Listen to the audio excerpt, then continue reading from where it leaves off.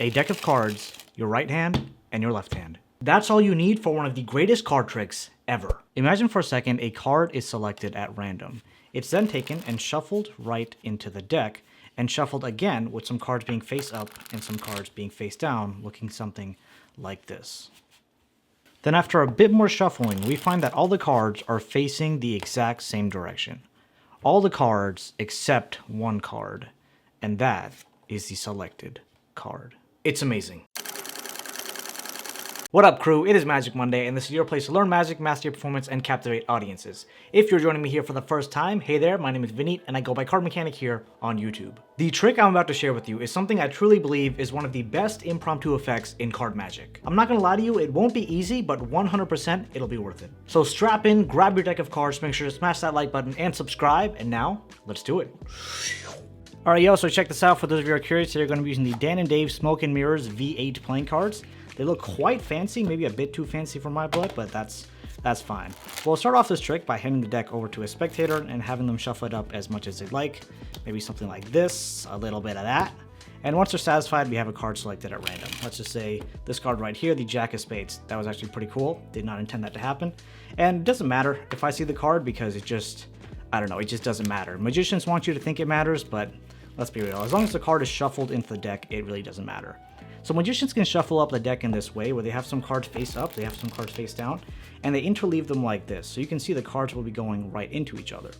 Of course, you should not try this at home, because when you do this kind of shuffling at home, you'll end up with cards that are not how you want them. You have some cards face up, face down, right, like this, face to face, back to back, back to face to back, I don't know, every which way. But to restore this, a magician can just do something like this, put the cards together one more time, give it a magical cut, and now all the cards will be facing the same way. All the cards, except one card, because again, we're magicians, and that one card is your selected card, the Jack of Spades.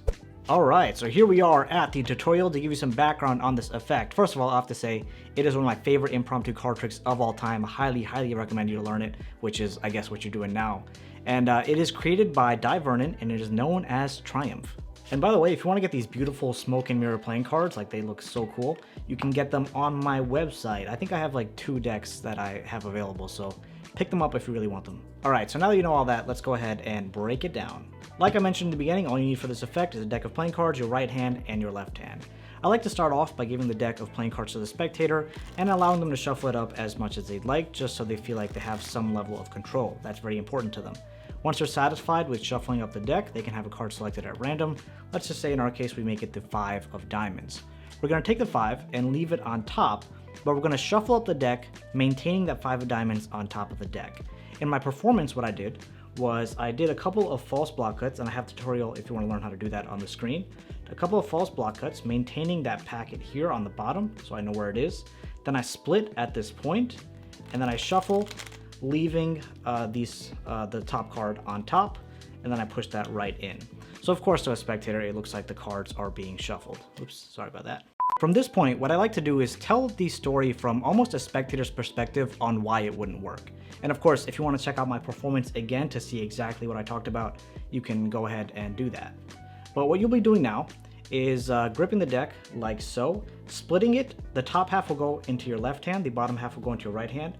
So you split the cards like this, and you turn this half, your right hand half, face up like so.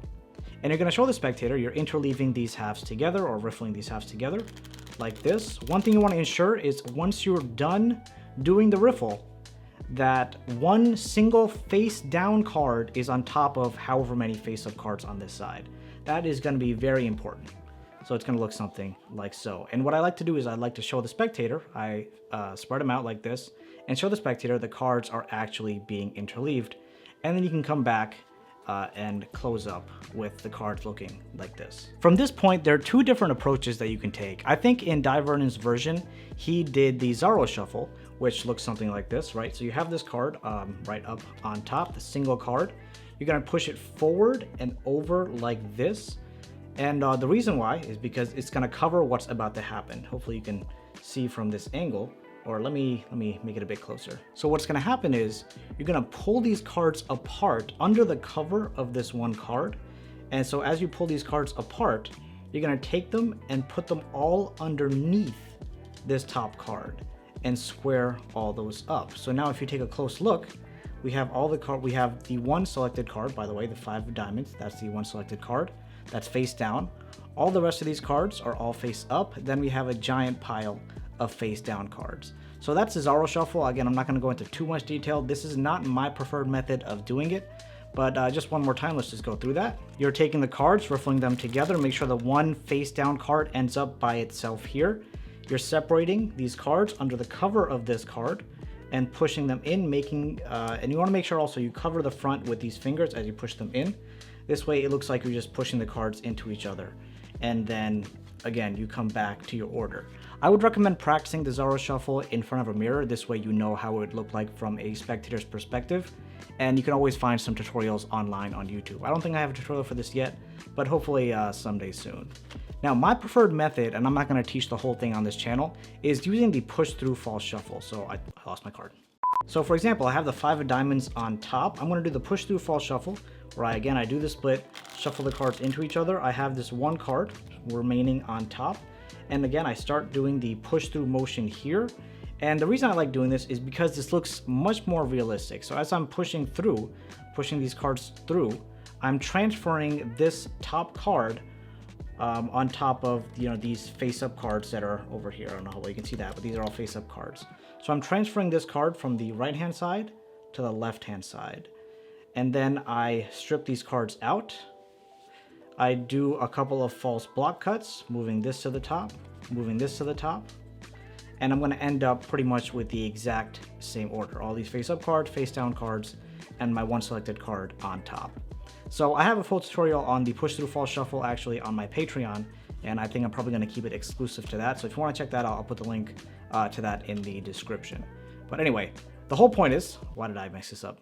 The whole point is you want one face-down card, all face-up cards, and all face-down cards. And the one face-down card is the spectator selected card. But of course, at this point, they think that the whole deck has been mixed up. And you're kind of going to sell it even more. The way that you're going to do that is exactly how I did my performance. You're going to find where the face-up cards are and split the deck at that point. Split it apart like this. Then take about, I don't know, half of both of these packets like this. Put them further away. So now they see cards face up, face down, or face up, face down. Split this in half again. Pull it back here. So now they're literally seeing cards face up, face down, and it looks like you're cutting randomly in the center of the deck, which really I feel like helps to sell this effect, and it just looks so cool. And as I'm collecting, what I like to do is, you're pretty much going to reverse the exact order that you put them down in. So you put them down, let's go back through that one more time. It was like this, right? So it was like here, you split this up, put this here, right? And you're going to pick them up the exact same way. But you want to kind of show the other side. So I like to say we have cards that are face to face, put that down. Cards that are back to back, put that down. And then even though these are face to face, I like to say face to back, put it down, back to face, put it down. And then I like to take this and put it back on top of this. And literally all you've done is separated it, shown the spectator, well, again, separated it, shown the spectator that it was all random, and returned the cards to the same order. What's going to happen at this point, and I really thought exactly how I wanted to show this off, is I like to shuffle it up back together one more time, because I feel like that helps to even sell the effect a lot more. So at the end of this, people are already just going to be super blown away. But what's going to happen is there's going to be a natural break point in the deck where the cards are back to back. And if you feel like your deck is extremely flat, before you begin, maybe bend the cards a little bit. So you can take the whole deck and be like bend it like this or like this. Right, so anyway, you're going to have a natural breaking point. You're going to split at that point, like so, and you're going to turn this half over. And again, the story I'm telling is you don't want to try this at home because the cards end up all mixed up, and that's when I'm doing all the separation. But a magician can restore them, and all they have to do is split the deck in half like this, turn half face over again, and then mix these halves up. This time, though, and this is where I really thought when I was performing, or when I was coming up with this method of doing it, this time you have to make sure that when you're doing the riffle shuffle, you're really covering doing the actual motion. So your fingers really have to be up front, blocking everything off, because at this point, literally everything is face up except this one card. And if people clearly saw that you're doing the shuffle and it's looking like this, that's obviously a problem. So you want to come and riffle pretty much close to the chest. I feel like that's a good way to putting it. So you cover the fronts, do the riffle like so, again blocking everything in the front, and then you can pretty much push this together like this, and then give the deck one final cut. And the reason I give it one final cut is because I don't want the face down card being like near the top, so I give it one final cut.